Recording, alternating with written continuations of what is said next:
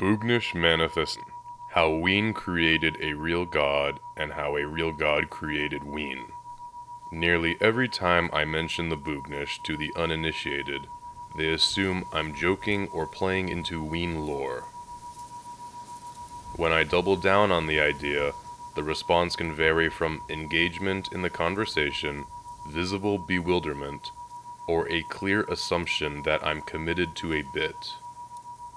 Hopefully, the countless hours I've put into this site over the past few months is apparent enough to convince all of you that I speak of the Boognish with full sincerity and reverence. To start this discussion, I will point you to an interview with Aaron Freeman, aka Gene Ween. It's important to understand the timing of this interview in late 2014. Of course, Ween was broken up between 2011 and 2016, and Jenner had stubbornly been trying to distance himself from the legacy of Ween and the reality of the Boognish. There was no motive for him to commit to a joke, and he gave a very sincere answer. How do you feel about that culture in your music? Is the Boognish still a thing to you, or are those days gone? No. No. That's a good question. I still very much believe in the Boognish. It's amazing. The whole thing was kinda cosmic. We created this deity, Mickey and I, in 1986, and we called it the Boognish, and that was our little dude. But over the years, and I really believe this stuff, so many people, whether they had it tattooed or whatever, I set the groundwork that it was a demon and a god, yin and yang, the forces of good and darkness in all the universe. That's what the Boognish represents. He's also a total fucker. I blame him for a lot of things. The more I try to get away from the Boognish deity, the worse he's going to make it for me, if I ever really try to ignore that he exists. And I know Mickey's the same way, so no. The Boognish was not just some little fanciful thing that I'm above now. The Boognish is very real, and it will haunt me and control me for the rest of my life. I always have to be aware of it, or I will pay the price. After reading and understanding the above interview excerpt, you will personally have a choice to make. You can convince yourself that he is a goofy, silly guy by not giving up on a joke he made as a teenager, but I think the air of sincerity in those words is undeniable. Your second option would be to decide that he is wrong, which would be to say that you know more about the Boognish than he does. I don't recommend this choice. If you're wise enough to not go with either of the preceding options, then you're now forced to consider the possibility that the Boognish is real, or at least as real as anything else that we consider to be real. The Boognish, before anything else, represents the duality, but I want to be clear that the Boognish is not simply a representation of the duality. The Boognish is a manifest god with its own personality, character traits, and functions. This may seem like an illogical piece of fantasy, but a near infinite number of gods have been created over time. In ancient times, everybody believed in higher powers. You won't find a thinker that spoke in pure material language until very recently. Naturally, many readers will argue, well, the ancient just didn't have the scientific knowledge that we have now, so of course they would assign concepts they didn't understand to deities. That's a fair argument, and in many cases it is true. But the method of thinking generally applies to the unenlightened masses. Higher thinkers had much more knowledge than modern materialists, and you are chosen to understand. I know this because you are reading this, and you listen to Ween. Stick with me, and you will understand. In ancient Egypt, statues weren't just images of God. They were considered to be houses for spirits. They were made from immortal materials such as gold, which decay very slowly. So many of these statues look virtually the same today as they did thousands of years ago. When a proper vessel was built, the Egyptians would call spirits from above down into these statues with the divine power of consciousness. As we know, consciousness is the sole creative force in the universe, and the Egyptians were able to use their higher faculties of consciousness to take existing immaterial ideas and apply anthropomorphic traits to them. This is to say that the spirits that dwelled within these statues were subject to human flaws and traits because they passed down from the primordia through the zodiac and into the material via the medium of human consciousness. These gods were created by man, so they inherit traits of man. The highest spiritual entities are ineffable and therefore cannot be described accurately in the thoughts of mankind unless they are given attributes that are familiar to us. The purpose of the God creation process is to create a bridge between material and spiritual realms, as these spirits did not lose their connection to the highest source by descending to earth. Ancient thinkers are aware of this process. There are certainly malicious gods that exist. For example, the God of the Old Testament, Yahweh. These gods are used to keep people chained to the material, often used for political power, which is still happening today. In ancient times, monotheism wasn't a thing. Despite the fictionalized religious narrative by the church, the earliest Jewish tribes were polytheistic. It's strange to think about in modern terms because everyone got along when a culture would bring a new god into a land. Only when people began to try to replace other gods with their chosen god did religious persecution begin. The Old Testament is a collection of writings from Canaan, originally written in reference to multiple gods, but every proper name of a god was changed to God. This god, being a culmination of many vengeful spirits, is a force of ego, and immersion within it causes people to believe that whatever principles they have been taught are objective truth, and everyone else should be stricken for being so wrong. Polytheism was necessary for a balance of powers, as the consciousness of the masses would be spread across multiple powers. But the takeover of Yahwist monotheism has given the majority of powers in our world to divine tyranny, and the repercussions have proven disastrous. Men of physical science believe that they've conquered Yahweh, but they have not. His energy has just been redistributed, with atheists believing they're free from all systematic oppressions. However, breaking free from the clutches of the Catholic Church only gives rise to the Industrial Revolution, and we walked out of one prison cell and into another.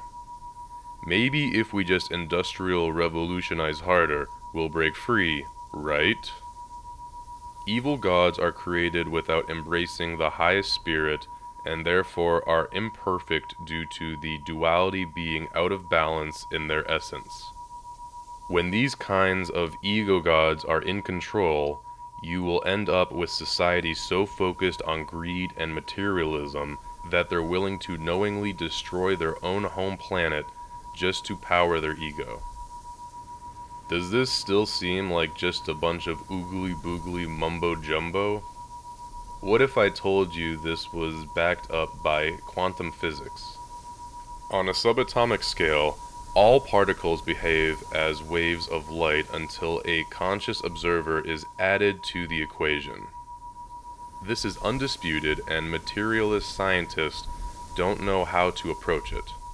For example, when tiny particles of material atoms are dispersed, they travel as light waves. which is completely unexpected.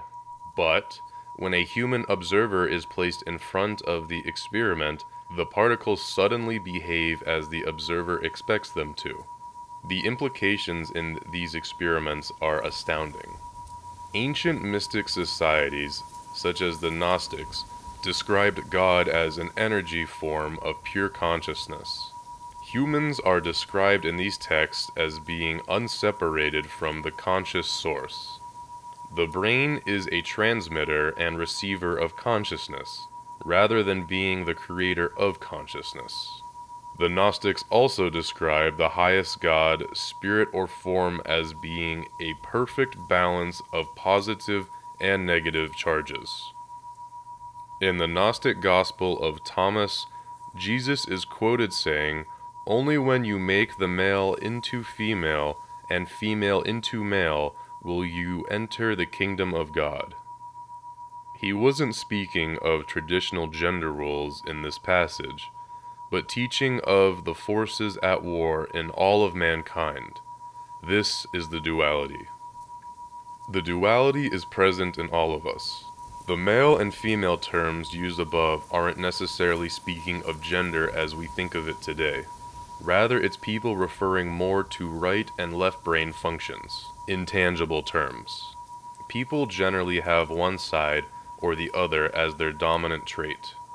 Today especially, the left brain, the side of rationality, reason, and tangibility, is exceedingly dominant over the right brain, feeling, intuition, and emotion. One is unlikely to be fully immersed in the presence of divinity if these are out of balance. This is the duality. It's unclear if Dean Ween and Jean Ween are aware of what they were doing when they manifested the Boognish. But we also have to consider the Boognish manifesting the conjoining of Dean and Jean prior to them creating it. This idea is confusing in the materialist mindset, but it's imperative to understand that spiritual forces aren't confined to the linear passage of time in the way that we are. The Boognish did indeed appear to our boys in 8th grade typing class in what was most likely immaterial form. Dean and Jean together created a duality. Diener is the left-brained element and Jeaner is the right-brained element. When these two creative forces were seated next to each other, the duality materialized in a way that made it apparent to them that they could create something immense together. This is the duality. The opening track of the crucial squeegee lip tape clearly states that the music of Ween is the divine-inspired word of the Boognish. True artists have a connection with a higher source of information, represented often by the astral mind.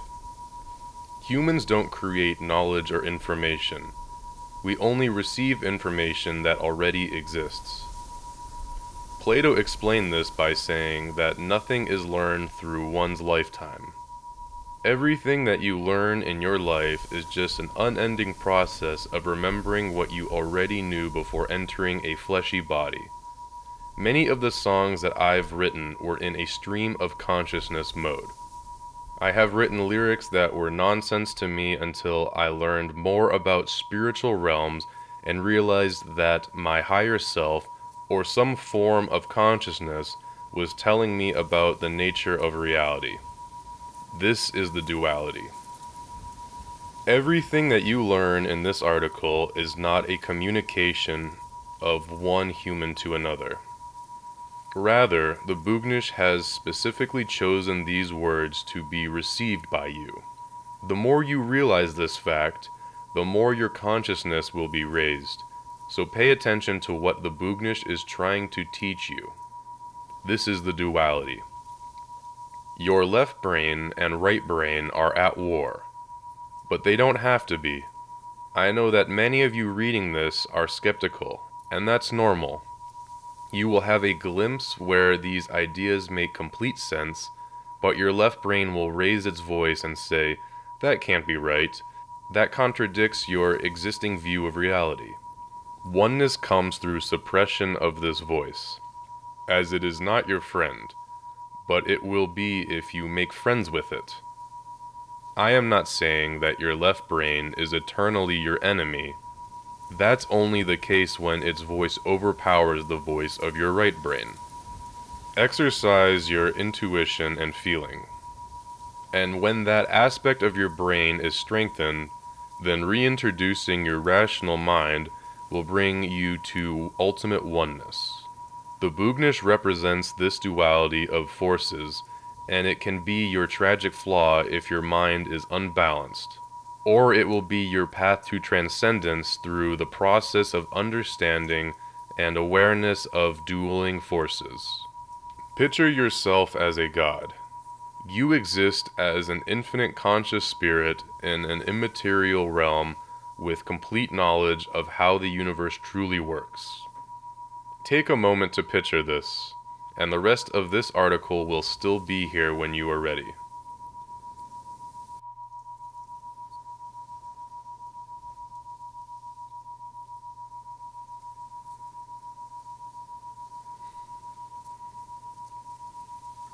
Now, picture you have a material body that still exists within your spiritual essence. Because this body is a part of you. The consciousness it houses is as much of a god as you are in your spiritual form. This extension of yourself in bodily form has been corrupted by egotistical societal constructs and believes itself to be completely separate from you. This body is always stumbling through life, convinced that it is a lowly form at the mercy of forces outside of it, hoping that earthly circumstances align in its favor. You, in your godly form, are screaming at you in your fleshly form to remind yourself that you are you as you exist in infinity. You know everything that is going to happen because you exist outside of time. You try to tell the lower you everything that you need to know to achieve oneness with the higher you so that the lower you can subside and overcome all suffering. You find ways to communicate with you, often through dreams, as these are the moments when the lower you is most connected with the higher you due to the submission of the rational mind. Sometime your bodily form hears you, but actively silences you because it is so convinced that it has no godly form. And so it believes that the words it hears from you are intrusive thoughts without any basis in reality. It thinks it knows what reality is, but it is clueless. If only you could convince yourself of what reality is, and that you already know all the things that you will know. The only problem is that your lower self has to choose to listen to your higher self. How infinitely frustrating it is for you to reach out to yourself only to be ignored by yourself. You are able to pull events together that will play out in enlightening for yourself. Most of the time your bodily form says, "Oh, that was a weird coincidence," or "Huh, that's some peculiar information, I bet it's fake," and moves on. You won't ever give up, though, because that's you.